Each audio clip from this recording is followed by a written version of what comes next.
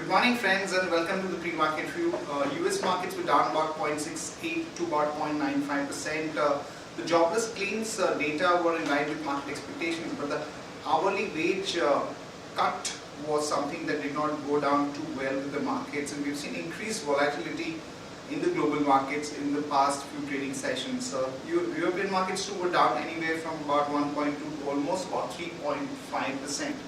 And when we look at the Asian markets today morning, Nikkei is marginally up to about 0.2%, Hang Seng is up about 0.5%, and Shanghai is down about 1.35%. SGX Nifty is suggesting that we are going to open down about 35 odd points. In terms of flows, friends, FIs were net sellers in the cash market to the tune of about 298 crore.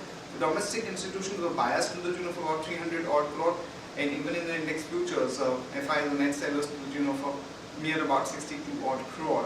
Overall, though the market has kind of stabilized at a decent level, the increased volatility is something that is causing a lot of nervousness across the participants, and now that we are into the result season, there is going to be increased volatility depending on how the results are. But I think one should be prepared for more volatility in the days to come. On that note, let me invite Sadhana to take us through important F&O cues and ideas that we can have from the F&O desk. Good morning friends, let's have a view on derivatives. Friday's trading session turned out to be a fabulous day of the trade for Indian equity benchmark indices. As we've seen that Nifty started the session with gap up opening of around 60 to 65 points. But very soon it turned very volatile as ahead of announcements of Q3 earnings of Infosys, followed by selling was seen in many of the blue chip counters like Bharti Airtel, DLF, Bank of Baroda, ICICI Bank, due to which Nifty hit a fresh intraday low at around 8,200 odd levels. But after positive announcements of Q3 earnings of Infosys, which shared the market sentiments, and buying was being witnessed in IT, pharma, FMCG and oil and gas sectors, due to which Nifty hit a fresh intraday high and finally settled the session at 8315 levels with a gain of 0.71%. In this period, we have seen that for second day in a row, short covering was seen by market players, as open interest is decreased by 4.66%. It is decreased from 1 crore 88 lakhs to 1 crore 79 lakhs. Approximately 6.49 lakh shares were reduced in open interest, and Nifty futures price increased by 60 rupees.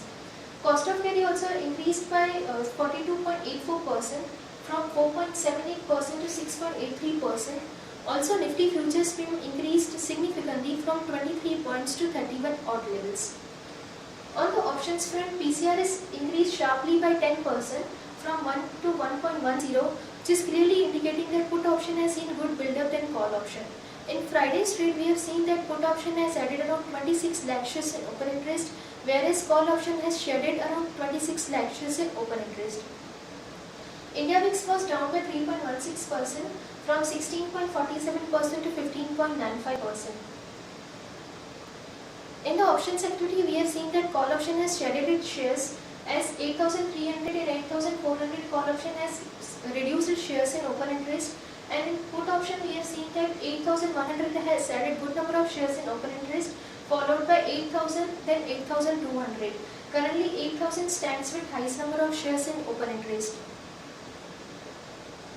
There is no security in bank period today, and on Friday FIs were net buyers of 1200 odd crores in future and option segment, but they were net sellers of 62 crores in DEX futures. They were net buyers of 831 crore in DEX options. They were net buyers of 574 crore in stock futures, and they were net sellers of 73 crore in stock options. Our Friday's VWAP stands at 8260. Lower range for the market would be 8200 and higher range would be 8400. This might act as a stiff resistance going forward. Singapore Nifty is currently down by 20 points, which is at 8294. We may see a marginal flattish to negative start in Nifty futures today. That's it from derivatives. Thank you. Friends, let me take you through Sharekhan pre-market action, starting with the trading ideas. First, a long call on Bajaj Corp as it announced numbers way better than market expectations. The net profit growth was about 43.78% at about 41.84 crore. Even the top line growth was about 30%. So one can go long on Bajaj Corp with a stop of 404 and a target of about 420 to about 428. Tech Mahindra, some positive announcement as the company has been able to acquire a Swiss-based company called SoftGen Holdings Limited. So that's a positive for Tech Mahindra. One can go long there with the stop loss of 2649 and a target of about 2720 to about 2750. And in other news updates, IIP numbers for November are likely to be announced today in the evening at about 5:30. And the expectation is that about 2.4% versus minus 4.2% for the previous month. And CPI for December again is going to be announced, and it is likely to be at about 5.3% versus about 4.38% previous month. We have also rolled out a new alpha idea, Tata Chemicals, and a small note has been circulated to all the clients. Dr. Reddy's Laboratory said that the Bombay High Court has granted an interim stay on an order issued by the Maharashtra Drug Controller on one of the distributors based out of Bhiwandi.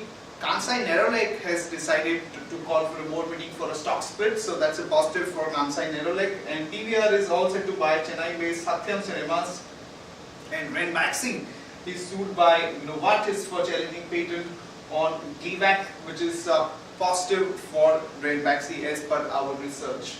United Spirits, some positive news is finally the shareholders of the company have approved the proposal to enter into a licensing and cost sharing agreement with certain subsidiaries of its parent company Diageo. And Tata Steel sales from its Indian operations grew about 3% during the October to December period, which is basically because of the higher demand from the automobile sector. Adani Enterprise is likely to tie up with Australia's Woodside Energy to source LNG and for oil and gas exploration and production opportunities, and it is likely to invest about $4 billion in the solar PV facility in Gujarat. And Anil Agarwal, the chairman of the Vedanta Group, is looking at merging cash cows Kane India and Hindustan Zinc into his flagship company Vedanta Group to create a global natural resources giant to rival Rio Tinto and BHP Billiton.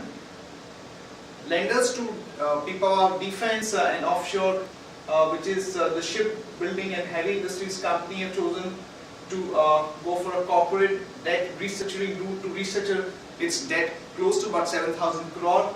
And SGBN has signed a joint venture agreement with 6 state power generating companies for forming a company to mine coal from Deocha coal block in West Bengal. Here are the companies which will be announcing numbers today.